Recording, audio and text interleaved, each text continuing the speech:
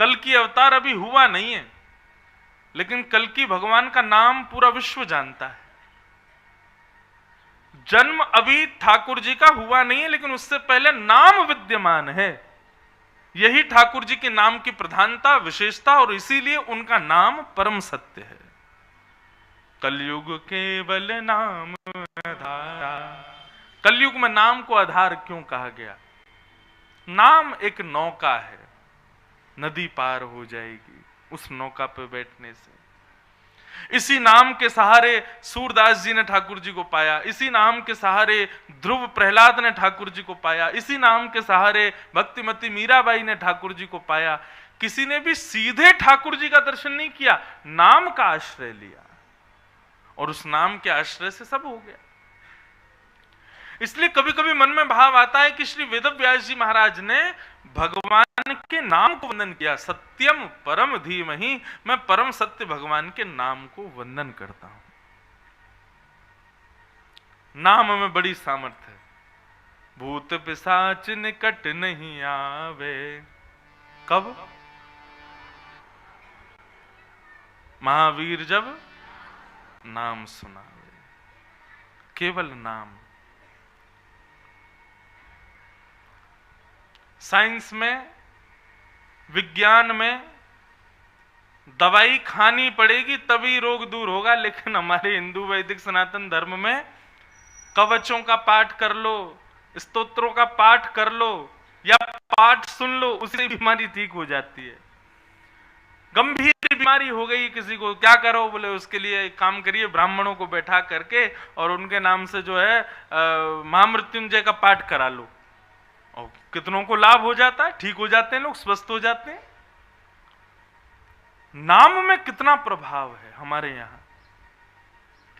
इसलिए परम सत्य के रूप में भगवान के नाम को यहां पर वंदन किया गया। ऐसे प्रभु के नाम को हम वंदन करते। बंधुओं, एक बात कहें, नाम को आधार बनाइए। ठाकुर जी का नाम निरंतर मुखमंडल पर चलते रहे। जरूरी नहीं है कि कोई विशेष, जो आपको नाम प्रिय लगता हो ठाकुर जी का। जैसे हम श्वास लेते हैं, जैसे हम जल ग्रहण करते हैं, ये अति आवश्यक है। श्वास नहीं लेंगे तो जीवित नहीं रह पाएंगे, जल नहीं पिएंगे तो जीवित नहीं रह पाएंगे। ठीक वैसे ही जल और श्वास की तरह नाम को भी अपना जीवन उपयोगी बनाइए। आप चमत्कार खुद देखेंगे अपने अंदर।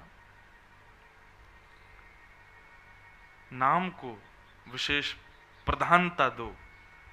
व्यक्ति कोई नियम नहीं अपनाए। लोग आकर के पूछते, महाराज जी हमको कोई नियम बताइए, हम काय का पाठ किया करें, क्या क्या मला जपा करें, क्या क्या अनुष्ठान करवाया करें। देखो, एक बात सदैव याद रखना, ज्यादा नियमों में पड़ोगे तो फंसोगे। बहुत ज्यादा नियम नहीं होने चाहिए। कई लोगों के इतने नियम होते हैं कि उनकी वजह से सब परेशान होते हैं। और ऐसे नियमों वाले हर घर में एक व्यक्ति तो होता ही है। हनुमान चालीसा का पाठ चल रहा है, हनुमान चालीसा के पाठ के बाद फिर दुर्गा सप्तशती का पाठ करेंगे, दुर्गा सप्तशती का पाठ, फिर गणेश जी के उनके स्तोत्रों का पाठ करेंगे, फिर उसको रखने के बाद फिर नारायण कवच का पाठ करेंगे, उसको करें, रामायण जी की चौपाई पढ़ेंगे, फिर उसे सुंदरकांड का पाठ करेंगे, और पाठ करते भी जाएंगे। बीच में ब्रेक मिलता है, चाय पी आते हैं, उसी बीच में ब्रेक मिल के पपीता खाए आते हैं, उसी बीच में ब्रेक मिलता है, दूध पी आते हैं, और नियम उनके चल ही रहे हैं। नहीं अभी नहीं कर सकते, अभी नियम चल रहा, अभी सुंदरकांड रह गया हमारा। हाथी के पांव में सबका पांव, और वो हाथी का पांव है भगवान का नाम। गंगा किनारे भी बैठते हैं ना, तो अपनी माला को एक बार गंगा जी में स्नान करा के और तुरंत लेकर के हरिस्मरण करो, हरिस्मृति करो। हरिस्मरण सर्व विपद विमोक्षणम, सब विपत्तियों से विमोक्ष कर देता है हरि का स्मरण। हरि नाम, कृष्ण नाम, गोविंद नाम, गोपाल नाम, इस नाम का आश्रय लीजिए। परिवर्तन आप देखेंगे स्वयं में।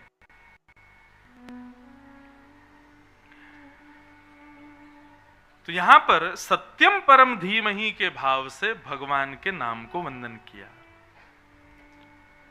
और पूरे श्लोक में बताया जो जन्मादि से परे हैं, जो स्वराट हैं, जो अविज्ञ हैं, अनविज्ञ नहीं हैं, ऐसे परम श्री कृष्ण के नाम को मैं वंदन करता हूं।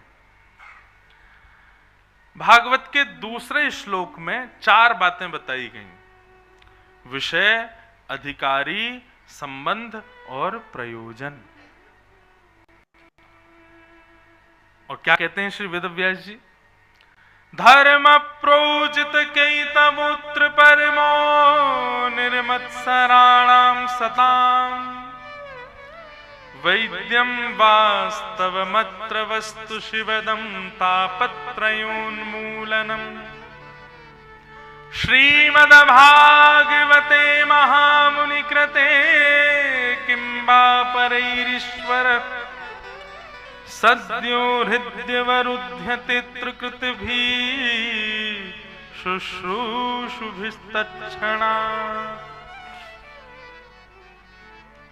सबसे पहला भागवत का विषय, बहुत ध्यान से सुनिए। यहां पर इतने लोग बैठे हैं, आप लोगों को जब पता चला कि ऋषिकेश में कथा होने वाली है, आप सब लोग आए, अपने अपने घरों से आए हैं। किस कामना से आए हो? आपके मन का भाव क्या है? कथा सुनने के पीछे आपकी परिकल्पना क्या है? आपका विचार क्या है? आपका जो कोई भी विचार हो, लेकिन श्रीमद् भागवत आज्ञा करती हैं कि भागवत श्रवण के श्रोता का एक ही भाव होना चाहिए कथा सुनने के पीछे। ये कथा सुनने से मेरे पितृ मुक्त हो जाएं, ये कथा सुनने से मेरा व्यापार ठीक हो जाए, ये कथा सुनने से मेरे रोग दूर हो जाएं, ये कथा सुनने से मेरे घर में जो भी कलेश चल रहे हैं वो ठीक हो जाएं।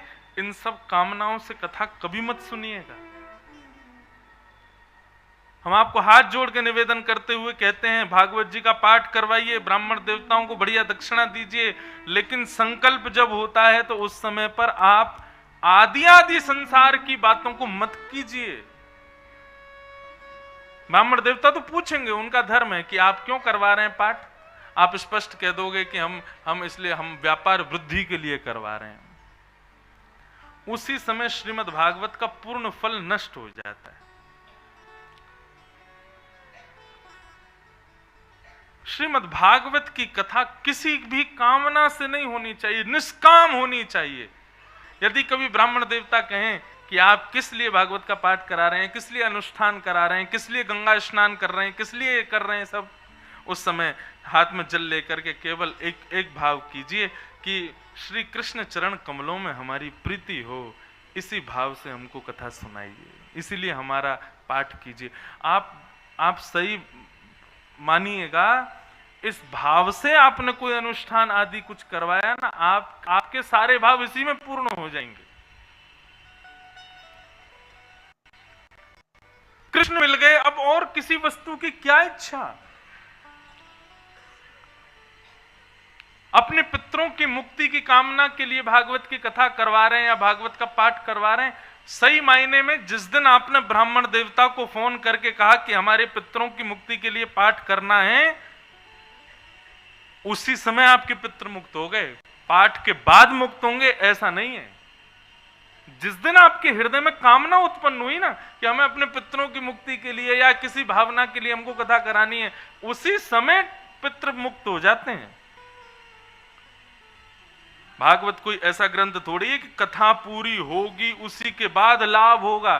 श्रीमद् भागवत तो ऐसे सुनने की इच्छा मात्र हृदय में आ जाए कि मुझे कथा सुननी है, वो इच्छा मात्र ही आपके कितने कामों को बना देगी। भागवत का विषय अन्य संसारिक नहीं होना चाहिए। भैरवी, भागवत की एक ही इच्छा, धर्म प्रोजित कैतवोत्र परमो। परम धर्म में हमारी प्रवृत्ति हो, इस कामना से हमको कथा सुननी चाहिए। अब परम धर्म किसे कहते हैं? देह और हमारा चित्त, ये दो अलग वस्तु हैं। बहुत ध्यान से सुनिएगा सब लोग। कई बार देह की इच्छा कुछ और होती है और चित्त की इच्छा कुछ और होती है। देह की इच्छा क्या है? देह की इच्छा है कि बढ़िया बिस्तर पर पड़े रहो, सोते रहो, आनंद से आराम करते रहो। लेकिन चित्त की इच्छा क्या है? थोड़ा उतर के जामे, सिड्डी उतर के थोड़ा नीचे जामे, गंगा जी में जाके बैठ जाएं, थोड़ा आनंद करें। देह और चित्त दोनों अलग अलग भावनाओं में रहते हैं। हम देह की कामना की पूर्ति के लिए या देह की उज्जवलता के लिए, देह की पवित्रता के लिए, देह की श्रेष्ठता के लिए जो कोई भी कर्म करते हैं वो धर्म कहलाता है। लेकिन जब हम चित्त को सुधारने के लिए, चित्त की श्रेष्ठता के लिए कोई कर्म करते हैं उसको परम धर्म कहते हैं। समझ में आई बात? बंधुओं, आप सबसे प्रार्थना, कोई भी बात समझ नहीं आवे तुरंत उसको लिख लीजिएगा, संशय में कोई मत रहना। और लिखने के बाद जब आपको अवकाश लगे या तो हमसे आके पूछ लो, नहीं तो यहीं पे दे दो, हम आपको उत्तर देंगे। संशय में कोई मत रहना। देह की निवृत्तता के लिए जब हम कोई कृत्य करते हैं, जैसे कि गोवर्धन परिक्रमा, आप गिरिराज जी परिक्रमा कर रहे हो, दंडवती दे रहे हो या पैदल चल करके दे रहे हो, उससे आपका देह पवित्र होगा, लेकिन आत्मा पवित्र होगी ये बात गारंटेड नहीं है।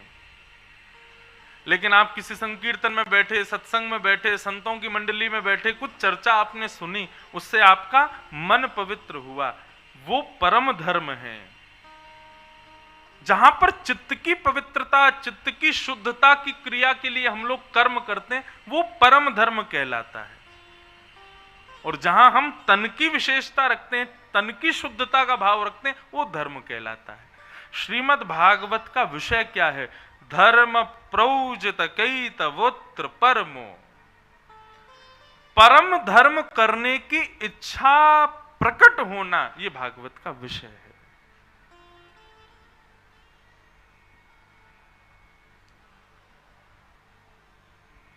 आत्मा की निवृत्ति, चित्त की पवित्रता, इन विषयों को केंद्र में लेकर के जो हम कृत्य करते हैं वो परम धर्म कहलाता है। सीधी बात, हमारे शरीर का सम्मान हो, शरीर का कल्याण हो, वो धर्म, लेकिन हमारी आत्मा पवित्र हो, आत्मा का कल्याण हो, वो परम धर्म। आपने बिजनेस किया, नाम कमाया, यश वैभव सौरत कमाई, 3 समय की रोटी कमाई, एक समाज में अपना नाम कमाया, ये आपने धर्म किया है। लेकिन मृत्यु के बाद आपकी आत्मा को भगवान शिव भी आशीष दे रहे हैं, नारायण भी आशीर्वाद दे रहे हैं, देवता भी उसको अपने वैकुंठ में पाकर के आनंदित हो रहे हैं, वो परम धर्म है।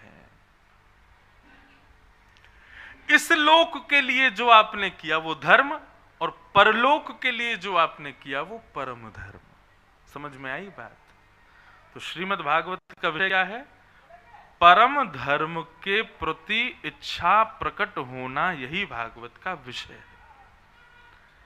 कथा श्रवण करने के बाद में, भागवत का आश्रय लेने के बाद में व्यक्ति परम धर्म की क्रियाएं करने लगता है, जिससे तन पवित्र होगा, तन उज्जवल होगा, तन श्रेष्ठ होगा, यह विशेष नहीं, लेकिन हां आत्मा जरूर श्रेष्ठ हो जाएगी।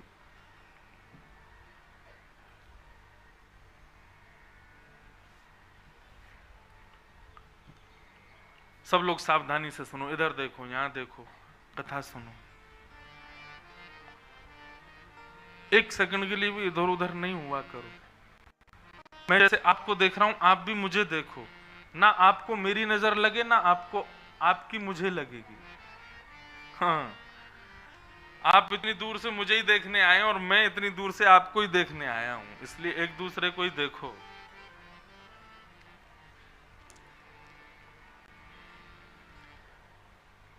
भागवत की कथा, सत्य बताएं,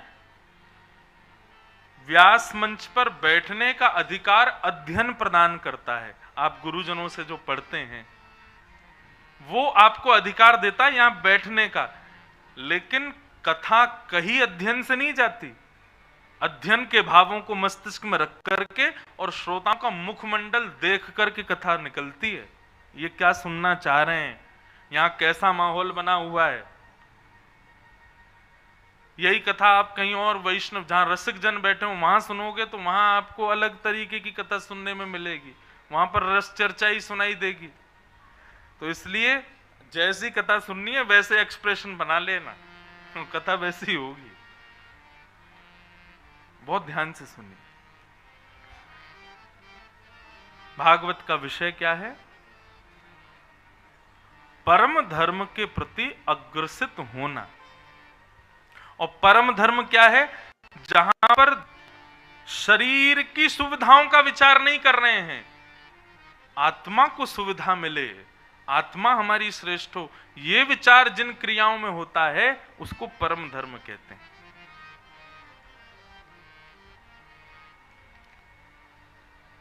अब आप कथा में बैठे हो, कई लोग नीचे बैठे हैं, कई ऊपर बैठे हैं, जैसे भी बैठे हैं सब लोग बैठे हो, ये आप अपने तन के लिए नहीं बैठे, यहां पर आपके शरीर को कुछ भी नहीं हो रहा है। आप लोग यहां बैठे केवल और केवल अपनी आत्म संतुष्टि के लिए हो। ये परम धर्म है। हम लोग गंगा स्नान करने जाते हैं। कल मैं कथा के बाद गया था, जैसे ही पांव गंगा जी में पधराए तो 2 मिनट को लगे पांव है ही नहीं है। और जब मूड भीतर घुसाया, डुबकी लगाई तो लगा कि एक क्षण के लिए शरीर ही नहीं है। एक प्रकार से गंगा स्नान शरीर मना करेगा कि अरे भाई यहां से बाहर निकालो मुझे, लेकिन हम वहां पर फिर भी पुनः पुनः जा जा करके, ठंड लग रही है, हाथ पांव सुन्न पड़ गए और कटकटी चल रही है, फिर भी हम कूद कूद के नहा रहे हैं। क्यों? आत्मा की प्रसन्नता के लिए। ये गंगा है, ये जल नहीं है, ये साधारण नदी नहीं है, साक्षात गंगा है, भगवान के चरणों का चरणोदल है, ब्रह्मा के कमंडल से उत्पन्न है, शिव की जटाओं से प्रकट है। देखो, ब्रह्मा विष्णु महेश तीनों का स्पर्श है गंगा को। नारायण के चरण, ब्रह्मा का हृदय और शिव का मस्तिष्क, तीनों का प्रवेश, तीनों का स्पर्श है गंगा को। हम अभी बद्रीनाथ नहीं जा पा रहे, हम अभी केदारनाथ नहीं जा पा रहे, लेकिन बद्रीनाथ केदारनाथ का स्पर्श करके गंगा यहां आ रही है। कितने तीर्थ, कितने दिव्य स्थान उत्तराखंड की भूमि पर, ऊपर पहाड़ों पर है, हम सब जगह नहीं जा पा रहे, लेकिन गंगा सबको प्रणाम करके आपके पास आ रही है। हम इसलिए शरीर का वहां ध्यान नहीं धरते। तुझे ठंड लगे तो लगे, तू कप कपाए तो कप कपाए, तेरे हाथ पांव टूटे तो टूटे, हम तो कूदेंगे। ये कहने को एक मजाक की बात है, लेकिन यहां पर यदि आप गंभीरता से इस पर विचार करें तो आप वहां पर देह के अभिमान को भूल करके अपनी आत्म प्रसन्नता के लिए गंगा में प्रवेश करते हैं। यही परम धर्म है। आप अपने मित्रों को कथा में लेके आओगे ना, पहली बार को मना करेंगे, अच्छा ऋषिकेश जा रहे हो? हाँ, क्या कथा सुनेंगे? आप सुनना कथा, हम तो डोलेंगे। वो कोई नहीं, एक दिन सुन लेना, तुम्हारा मन करे तो। हाँ ठीक है, पीछे बैठ के सुनेंगे।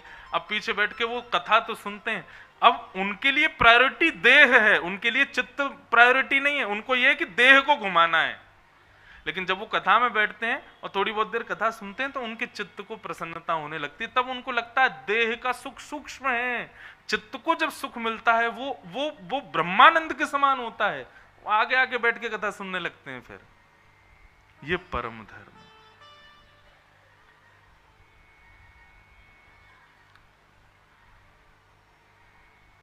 एक और बात, धर्मावली व्यक्ति चित्त को एकाग्र रखता है और तन को घुमाता है, लेकिन साधक व्यक्ति तन को एकाग्र एक जगह स्थापित करके चित्त को भगवत साधना में भ्रमण कराता है। आप लोग बैठे ऋषिकेश में, लेकिन कथा सुनते सुनते जब आगे चरित्र आएंगे जड़ भरत के, तो आप पहुंच जाओगे जड़ भरत के लीला में। ऐसा लगेगा जड़ भरत मेरे सामने ये लीला कर रहे हैं। आपका चित्त भ्रमण करेगा, देह यहीं बैठा रहेगा। यही परम धर्म है, नंदोत्सव जब होगा भूल जाएंगे हम कि हम ऋषिकेश में, चित्त हमारा वृंदावन गोकुल में भ्रमण करेगा। यही परम धर्म है। तो भागवत का विषय क्या है? परम धर्म के प्रति अग्रसित करना, परम धर्म के प्रति आपको आकर्षित करना, यह भागवत का विषय। दूसरी बात, भागवत का अधिकारी कौन है? भागवत का विषय परम धर्म, भागवत का अधिकारी निर्मत्सर। निर्मत्सर व्यक्ति भागवत का अधिकारी है।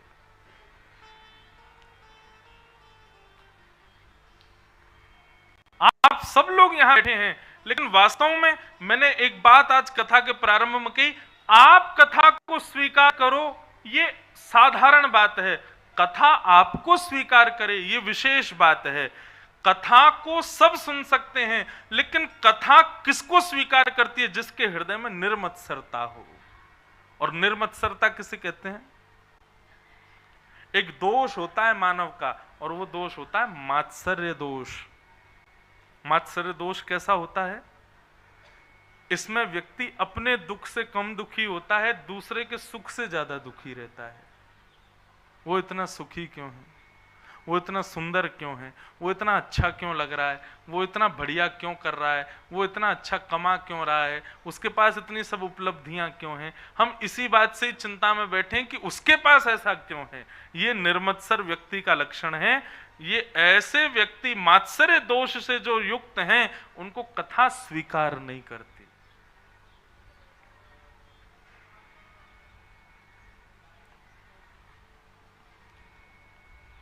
कथा में आते हजारों लोग हैं, बदल के एक ही जाता है, बदल के 2 ही लोग जाते हैं, बदल के 3-4 लोग ही जा पाते हैं 7 दिन में। क्यों? क्योंकि उन 4 लोगों को कथा ने स्वीकार किया। और वो स्वीकार के पात्र कब बने? जब उन्होंने हृदय से मात्सर्य दोष निकाला। और एक बात कहें, प्रश्न हो सकता है, महाराज जी ठीक है, मात्सर्य दोष हमारे अंदर कैसे जाए? हमारे भीतर मात्सर्य है, हम कैसे उस चीज को? 2 चीज आपको करनी पड़ेंगी। पहला तो संग सुधारो, अपना वातावरण सुधारो। और दूसरी बात, थोड़ा प्रयास करो किस चीज का? कि सब में गुण देखो। ये नेग्लेक्ट व्यक्ति है, इसको सबने तिरस्कार कर दिया, इसका सबने इसका त्याग कर दिया, ये किसी काम का नहीं है। लेकिन आपकी योग्यता क्या? उसमें भी गुण निकालो। क्योंकि संसार में ब्रह्मा किसी को भी अगुण नहीं भेजते, सबके अंदर एक गुण तो होता है। हम लोग कहते हैं ना, हमारे परिवार का कोई दुष्ट प्रवृत्ति का व्यक्ति होता है, जो किसी का सम्मान नहीं करता, किसी के प्रणाम नहीं करता, किसी जगह अच्छे से नहीं रहता, उसके भी कई लोग परिवार के कहते हैं, महाराज जी है तो ये ऐसा ही, किसी को प्रणाम वनाम नहीं करता है, ऐसे ही है, लेकिन महाराज जी वैसे दिल का अच्छा है, कभी आप इससे बात करो तो अच्छे से सब बात करता है, करना तो चाहता है, लेकिन पता नहीं क्यों इसकी उसमें गुण है ना। आपका जन्म यदि पृथ्वी पर हुआ है तो ऐसा हो ही नहीं सकता कि आप में कोई गुण ना हो। रावण के दुर्गुण सब बताते हैं, ये दुर्गुण, ये दुर्गुण, ये दुर्गुण, ये दुर्गुण, लेकिन उस रावण में भी गुण हैं।